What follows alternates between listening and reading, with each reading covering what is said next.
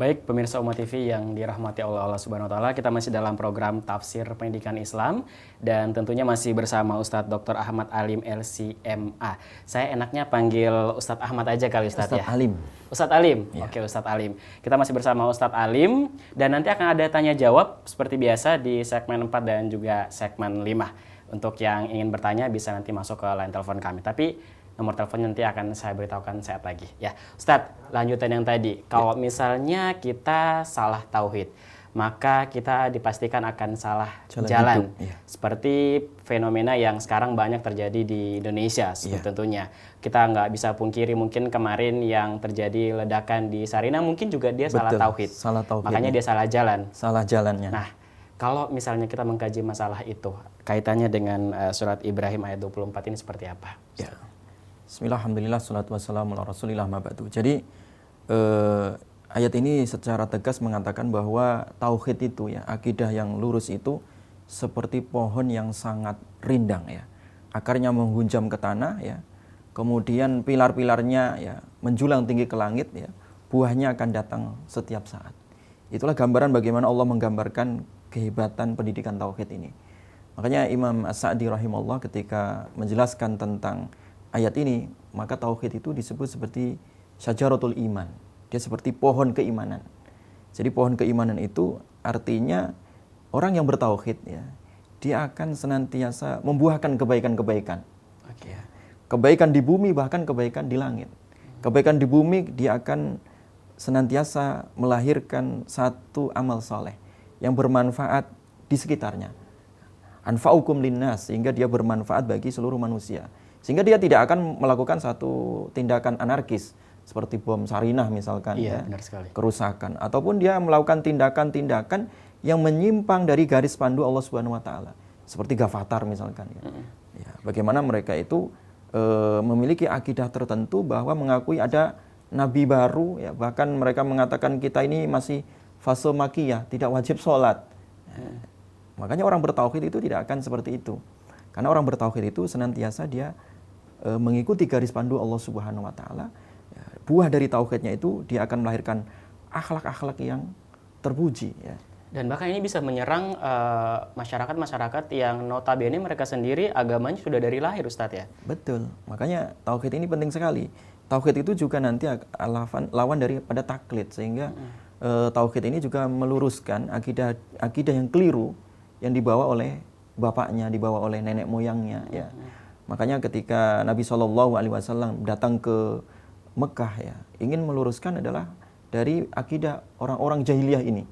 Akidah-akidah yang mereka itu menyembah patung ya, akidah-akidah mereka ingin ibadah kepada Allah tetapi melalui perantara berhala-berhala itu ya. Bahwa mereka mengatakan ini adalah untuk mendekatkan kami kepada Allah. Bukannya kami tidak mendekatkan Allah. Kami ingin mendekatkan Allah melalui berhala ini. Maka diluruskan oleh Nabi SAW ya. Fa'lam annahu la ilaha illallah ya. Jadi ketahuilah bahwasanya tiada ilah yang hak yang disembah itu kecuali Allah Subhanahu wa taala. Jadi tauhid itu harus kita tanamkan sehingga tauhid itu memang menghunjam di dalam hati kita ya. Nah, ketika tauhid itu benar ya dan merasuk ke dalam sumsum darah kita ini ya, itu keluar dari tubuh kita itu akan melahirkan satu akhlak ya yang sangat luar biasa. Bahkan Allah menyebutnya itu buahnya itu tidak mengenal musim. Artinya setiap saat bisa dimanfaatkan. Jadi tidak ada buah di dunia ini ya yang melebihi hebatnya buah tauhid. Kalau buah-buah yang ada di sekitar kita itu bermusim dia. Tapi kalau buah tauhid ya itu tidak pernah mengenal musim. Dia akan mendatangkan buahnya kapan saja dan di mana saja. Itulah gambaran orang tauhid begitu indah digambarkan dalam Al-Qur'an. Dia memiliki kepribadian yang kokoh ya, memiliki akhlak yang harum ya. Di sepanjang zaman dia akan memberikan manfaat ya. Maka oleh karena itu ya, tauhid itu adalah simbol keimanan seseorang ya, keislaman seseorang, keihsanan seseorang. Jadi semakin dia kuat tauhidnya ya, semakin lapang dadanya ya, semakin dia kuat tauhidnya, semakin baik akhlaknya. Makanya di sini penting kita untuk mendidik anak kita. Yang pertama kali kita kenalkan adalah pendidikan akidah ini atau pendidikan tauhid ini ya. Makanya Luqman ketika mendidik anaknya yang pertama kali diperintahkan adalah pendidikan akidah ini. Ya bunayya la tusyrik billah Inna syirka la zulmun azim. Jadi wahai anakku, ya, janganlah engkau menyekutukan Allah. Ya.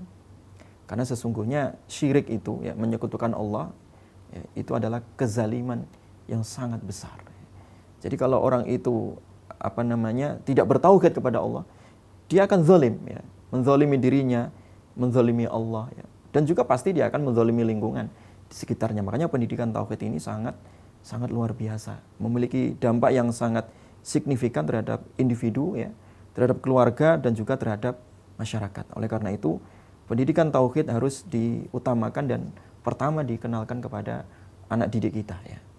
Jadi ini yang harus kita sampaikan kepada pemirsa di sini, ya. Ya Ustaz, kalau misalnya kita berbicara mengenai pendidikan tauhid itu sendiri, di Indonesia ini kalau misalnya semua tahu lah bahwa mayoritas itu adalah agama Islam. Betul. Tapi ketika mereka berbicara mengenai tauhid, mereka ingin mengkaji Al-Quran yang itu menggunakan bahasa Arab. Betul. Mereka tidak paham, sehingganya ada oknum-oknum yang lain yang masuk, yang akhirnya mungkin membelokkan terjemahan-terjemahan dari Al-Quran itu sendiri. Ini kan sebenarnya yang kita khawatirkan. Betul. Sebenarnya.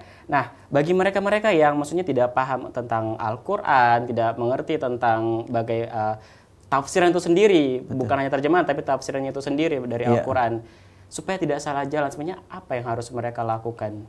Betul. Jadi yang pertama kali ketika kita belajar itu, paling tidak kita mencari guru yang benar, ya. Guru yang akidahnya lurus, ya. Ketika orang itu salah belajar, salah juga dia akidah yang dia dapatkan di dalam pelajarannya itu tadi.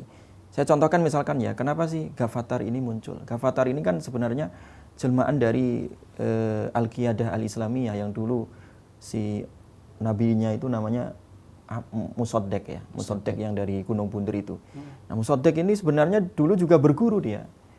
Dia pensiunan, kemudian berguru juga. Sebelumnya dia berguru dengan Isa Bugis. Yang dari Isa Bugis itu juga aliran-aliran sesat di Indonesia. Jadi Musaddaq ini juga dulu pensiunan? Iya. Dari dia pensiunan di pegawai gitu, ya. Kemudian jadi ada nabi yang pegawai juga. Iya. Luar biasa. Kemudian dia kepengen belajar Islam, tetapi tidak menemukan guru yang tepat, ya. Iya. Ketemunya Isa Bugis. Isa Bugis itu juga sama. Pensiunan? Tidak pensiunan dia, cuman dia itu belajar agamanya itu keliru, sehingga akidah yang dilahirkan dari Isa Bugis akhirnya ke Musaddaq, ya. Murid-muridnya juga ketika Musaddaq dilarang, akhirnya murid-muridnya mendirikan Qomar, ya, komunitas Milah Abraham, ya. Qomar. Iya. Qomar dilarang lagi, kemudian berganti wajah menjadi Ghafatar ini. Ini karena kekeliruan berguru itu, ya. Makanya ketika berguru keliru, ya, maka kelirulah, ya. Makanya di dalam Islam itu kan berguru itu dilihat dulu siapa guru Anda ini, ya. Makanya Ibnu Sirin mengatakan al-isnadu minad din, ya, bahwa guru, ya, belajar agama, sanad itu, ya, tasalsul atau silsilah kita belajar itu, ilmu itu, ya, itu adalah bagian dari agama. Ketika orang itu keliru, ya, keliru bergurunya, pasti dia juga keliru di dalam beragamanya. Dulu kenapa di Indonesia ini lahir para doktor, para profesor, para pemikir, cendekiawan sekuler atau liberal? Karena memang dia berkiblat dengan Amerika, berkiblat dengan pemikiran Barat, sehingga lahir ke sini walaupun atas nama Islam, dia juga liberal, dia juga sekuler pemikirannya, karena memang gurunya juga sekuler di situ. Makanya berguru ini sangat penting sekali, ya. Ketika orang itu benar gurunya, maka benar juga, ya. Ketika dia salah juga jalannya. Makanya apalagi dia itu berkaitan dengan akidah, ya. Akidah. Ya, akidah. Makanya pentingnya kita membahas tentang akidah Ahlussunnah wal Jamaah itu, ya.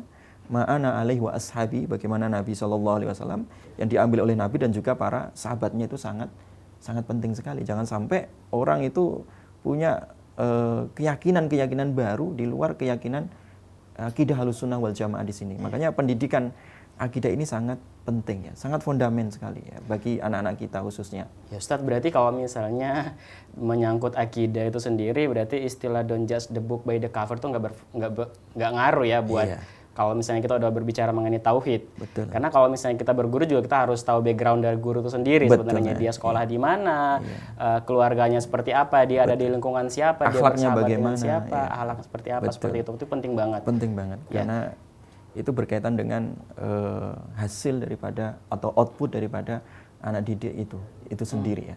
Luar biasa sekali. Makanya Umat TV ini adalah salah satu stasiun TV yang menghadirkan program-program Islam ya, karena sekarang banyak sekali TV-TV yang menurut saya sih kurang mendidik. Makanya banyak program-program yang malah menjerumuskan, bukan malah mengajarkan kebaikan.